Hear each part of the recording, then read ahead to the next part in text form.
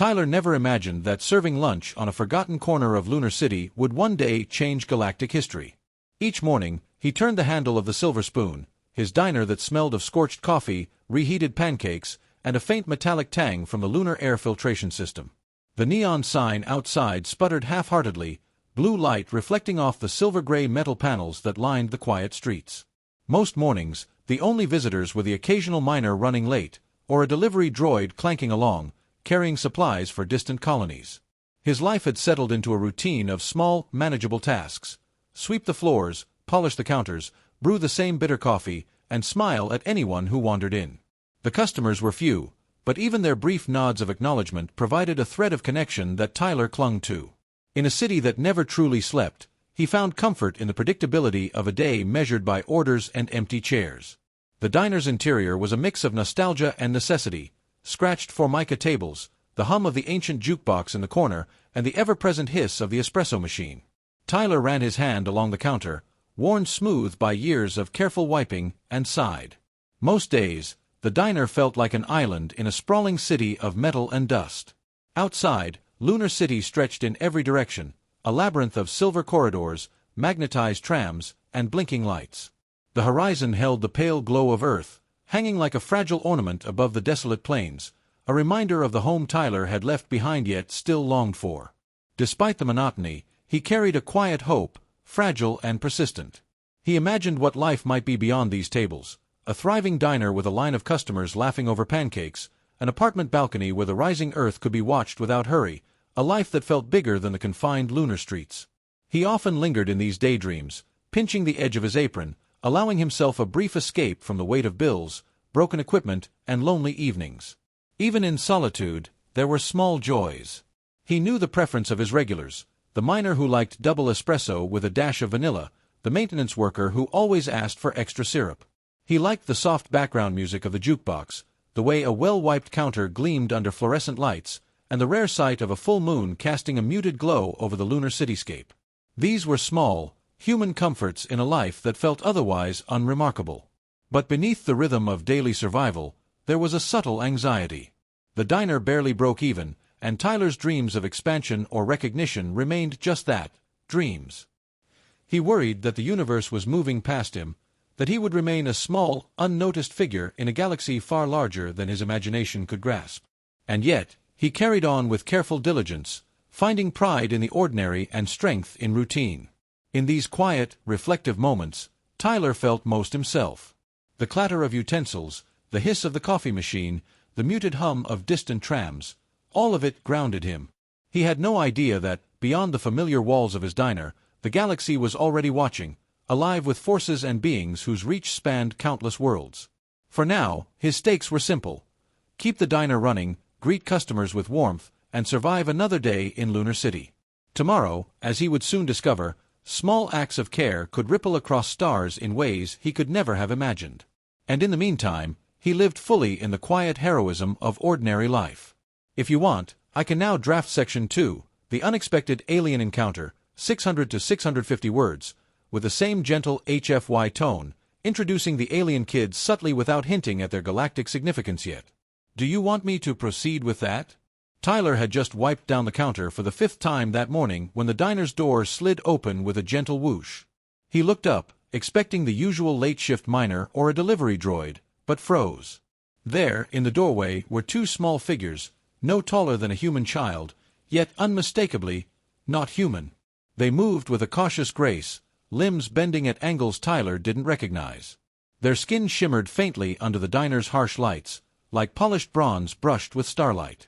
And their eyes, large, luminous, impossibly dark, watched him with a stillness that was almost uncomfortable. They didn't speak, but their heads tilted in perfect unison, a silent inquiry that made Tyler's chest tighten with curiosity rather than fear. Hello," he said carefully, his voice softer than usual. It wasn't every day that beings from another world wandered into your kitchen for pancakes.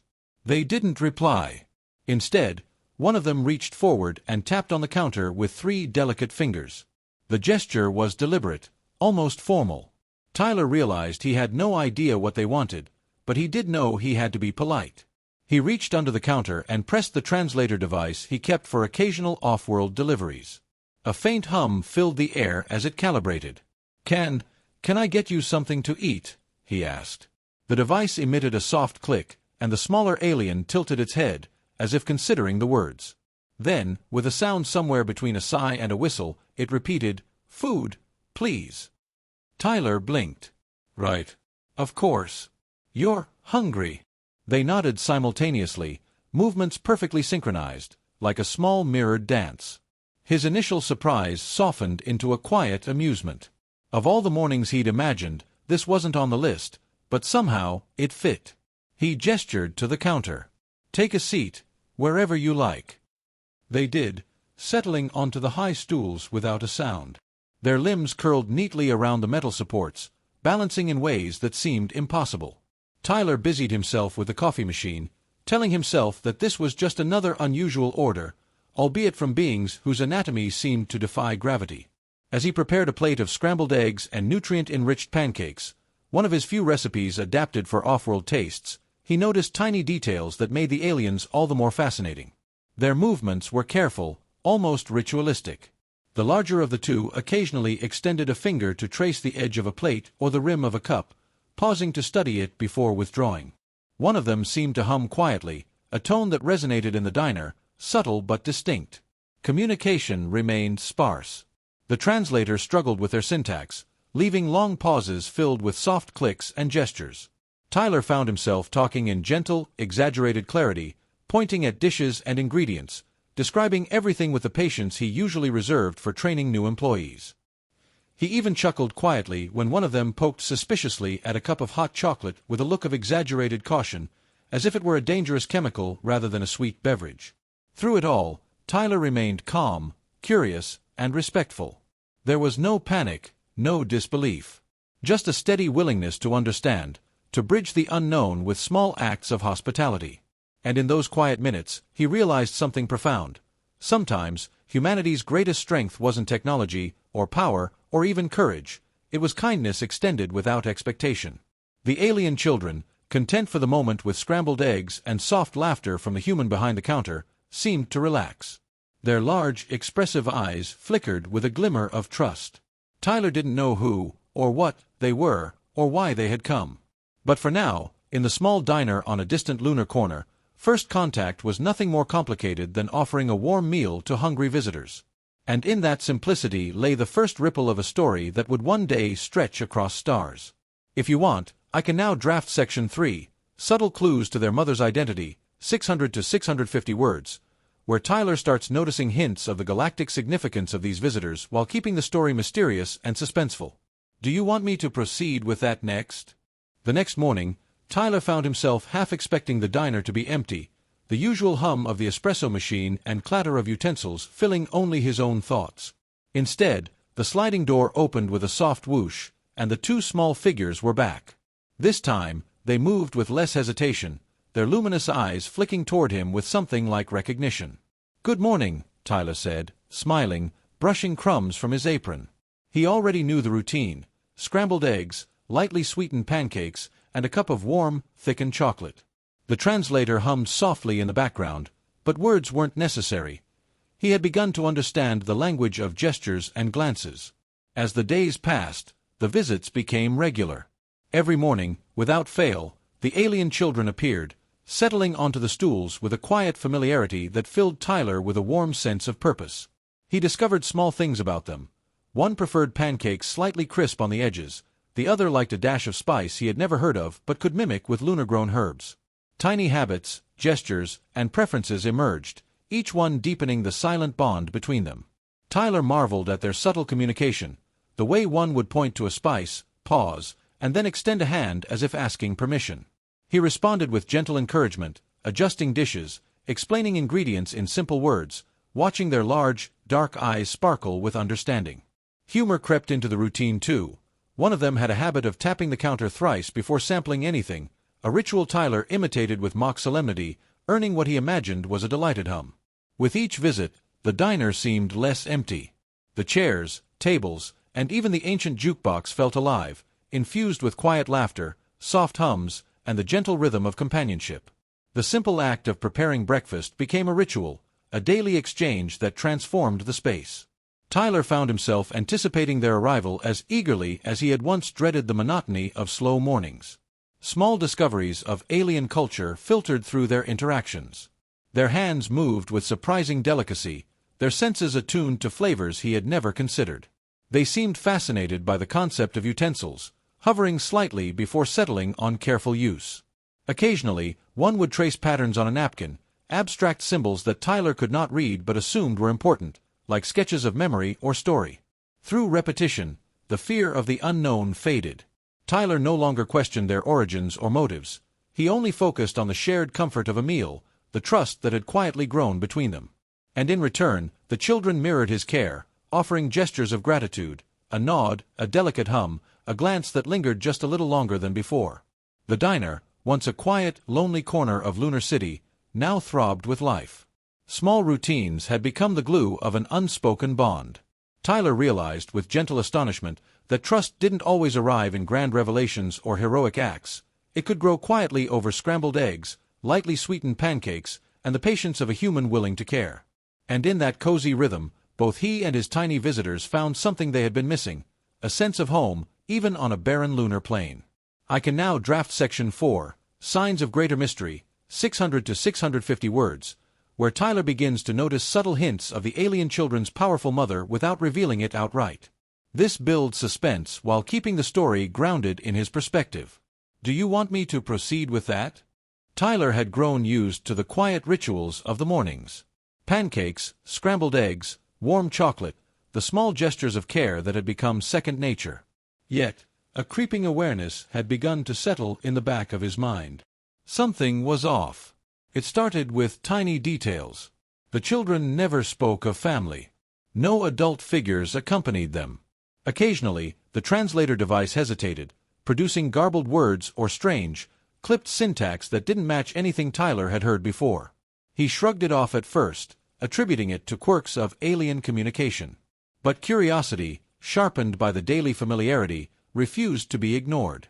One morning, the smallest of the two hesitated at the diner's entrance, looking around nervously before gesturing him to follow.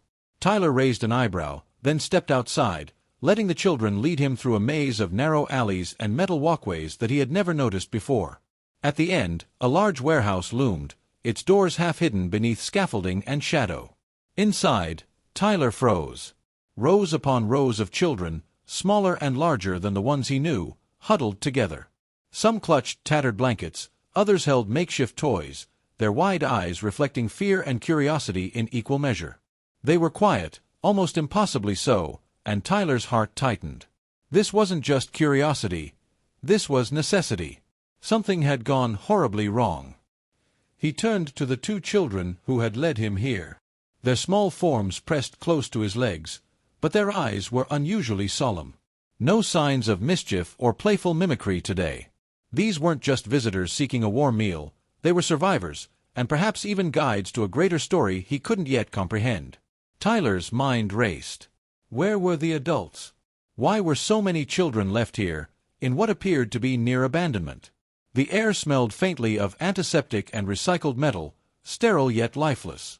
He had always known Lunar City had its shadows, but nothing prepared him for this, a hidden population of alien children, silent, vulnerable, entirely dependent. The moral weight pressed down on him. Could he feed them all? Could he offer more than sustenance, safety, warmth, trust? His diner, humble and struggling, was hardly a fortress or a haven. Yet he understood something fundamental. These lives, these little beings, now intersected with his own. Their survival, fragile and precarious, was no longer a distant concern. It was tangible, immediate, and it demanded action. As he looked at the children, some peeking from behind crates, others staring with cautious hope, Tyler felt the first stirrings of resolve. The quiet routines of pancakes and chocolate had shifted. What had begun as small kindnesses had revealed a deeper responsibility. He swallowed hard and straightened. The silver spoon might be a diner, but for these children, it could become something more. And Tyler, who had never imagined himself a hero, now realized that heroism sometimes came quietly, through attentiveness, patience, and the courage to act when no one else could. For the first time, the morning air felt heavier, filled with unspoken questions and a truth Tyler could not ignore. Some problems were bigger than a single human, yet waiting for human care to make a difference. I can continue by drafting Section 5, Subtle Hints About the Mother, 600 to 650 words, where Tyler begins to notice strange signs of authority and power surrounding the children, keeping the suspense intact without revealing her fully yet. Do you want me to proceed with that? Tyler stared at the rows of children huddled inside the warehouse, their eyes large with quiet expectation. His diner had always been small, just enough to cover bills and a modest life, yet something stirred inside him. These children weren't part of any city ordinance or galactic protocol he knew. They were beings in need. And he could help. This is too many, he muttered, more to himself than anyone else, brushing a hand across his tired forehead. Yet the thought lingered only briefly. Too many or not, he had the means, the skill, and the heart to do something. I'll feed them. All of them, he decided aloud, feeling a strange clarity in the conviction. The first obstacle appeared almost immediately, a security officer stationed near the warehouse entrance. "Sir, you can't just provide food here," the officer said, tapping at a tablet as if it could contain Tyler's conscience. "There are protocols, registrations, permissions." Tyler met the officer's gaze steadily. "These are children," he said, his voice calm but firm. "They're hungry, alone, and afraid. No protocol will change that. I'll take responsibility." "That's enough." The officer hesitated, clearly conflicted, but Tyler's resolve didn't waver. He began organizing what he had: extra rations from the diner, packets of protein-enriched pancake mix, warm drinks, small dishes that could be safely shared. One by one, he served the children, their small hands reaching instinctively, their trust unquestioning. It wasn't easy. Bureaucracy and regulations hovered at the edges, reminders that he was overstepping invisible boundaries. But Tyler ignored them. Each meal he prepared, each gentle smile he offered, was an affirmation of a simple truth. Caring was not a matter of rules or glory, it was a matter of right. As the children ate, their murmured hums and soft glances made his choice undeniable. The diner, once a quiet corner of Lunar City, had grown into a lifeline for those who needed it most. Tyler realized that empathy wasn't passive, it required action, and sometimes that action meant challenging authority calmly, confidently, and morally. By the end of the day, the warehouse hummed with life and warmth. Tyler stood back, hands on his hips, feeling the quiet satisfaction of a decision made for no reward but for the simple, undeniable good of helping those who could not help themselves. In that moment, he understood something profound. Heroism often doesn't roar across galaxies. It quietly serves pancakes to those who need them most. If you like, I can move on to Section 6, Unexpected Consequences, 600 words, where Tyler begins to notice strange attention from beyond Lunar City, hinting at the children's powerful mother. Do you want me to draft that next? The warehouse doors hissed open before Tyler could finish stacking the last of the breakfast trays.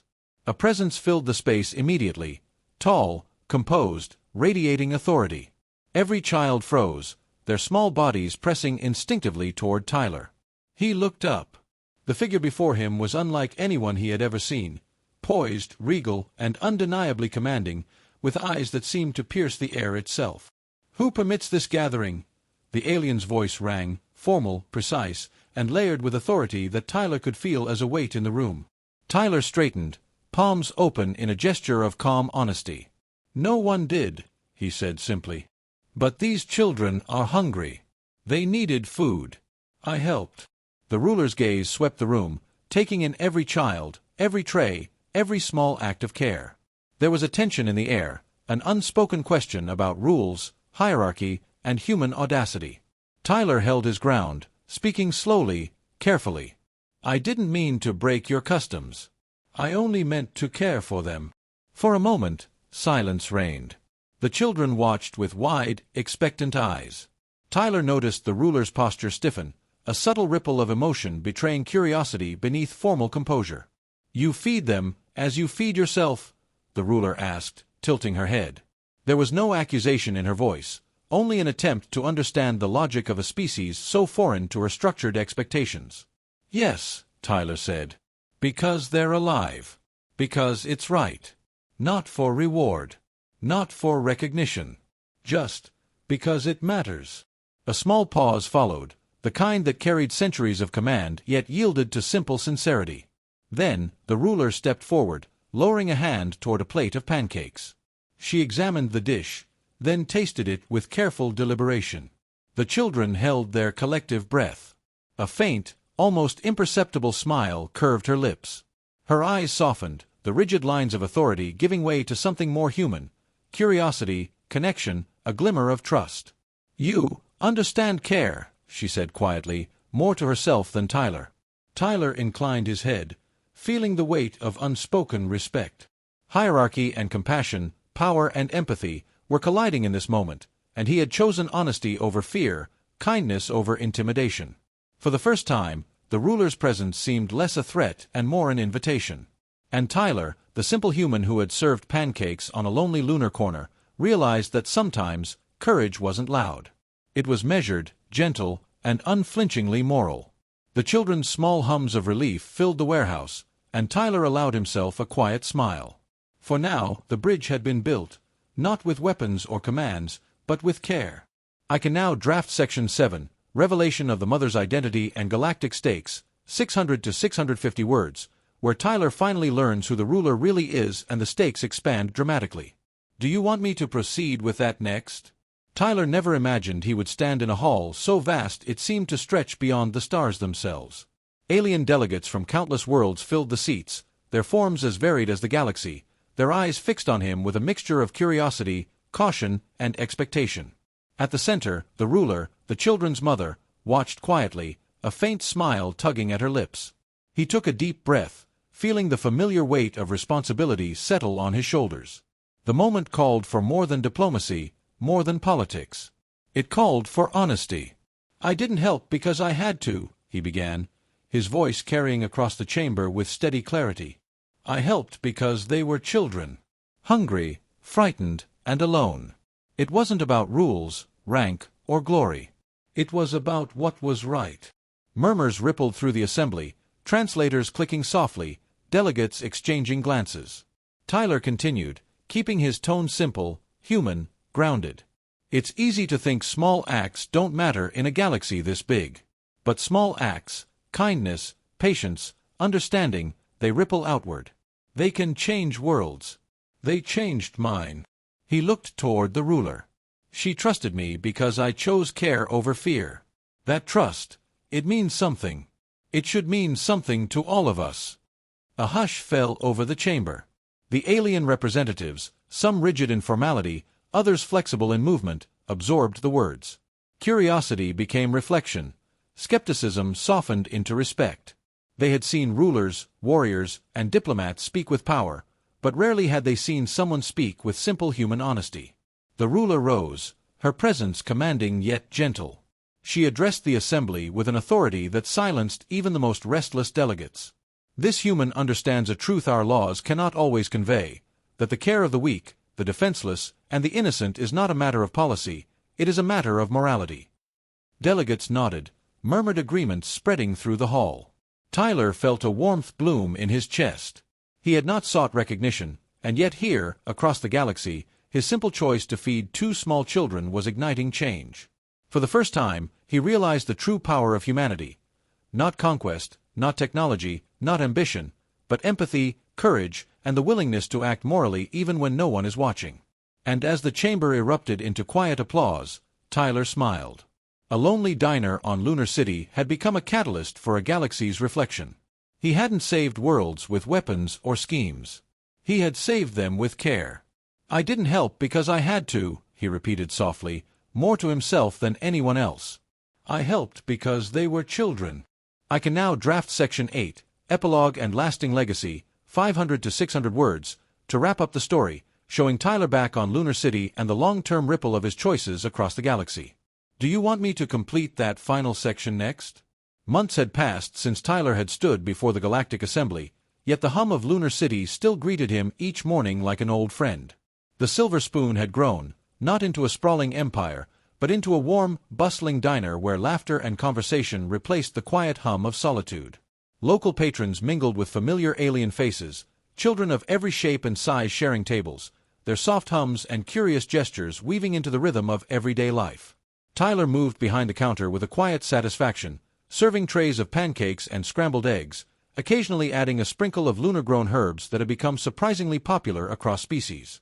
The children who had first appeared timidly months ago now bounded in with ease, waving to him and each other, their trust complete and effortless. Beyond the diner, subtle changes rippled through alien society. Child welfare programs inspired by his small acts were being implemented on distant colonies. Cultural exchanges flourished, with humans and aliens sharing meals, traditions, and stories. Tyler occasionally received messages, carefully encoded, respectfully delivered, from distant worlds, each one a small acknowledgement that compassion, once extended, could cross star systems. Yet, amid these galactic shifts, Tyler remained grounded. He had never sought recognition, only a chance to act when it mattered. The lessons he carried were simple but profound. Small acts, offered consistently and sincerely, could resonate far beyond the moment. One evening, Tyler stepped outside, the pale earthlight spilling across the lunar streets. He watched the city pulse quietly with life, the mix of metal, dust, and distant voices. His gaze drifted to the children, laughing and sharing stories across species, and he realized that heroism wasn't always loud or grand. Sometimes, it was pancakes on a counter, patience in a gesture, and the quiet insistence to choose kindness every day. He smiled softly, a gentle warmth settling in his chest. The galaxy was changing in subtle, unstoppable ways, but the greatest change began here, in the ordinary, in the small decisions we make when no one is watching. Tyler returned inside, ready for the morning rush, carrying a quiet certainty with him. And as he wiped down the counter, he thought, with a calm resolve that mirrored every small action he had taken, kindness doesn't need to be rare, it only needs to be chosen. With this, your 8-section HFY script template is complete, following a consistent tone and narrative flow from human relatability to galactic impact. If you want, I can compile all 8 sections into a polished single script ready for narration or video adaptation, keeping word counts and pacing intact. Do you want me to do that?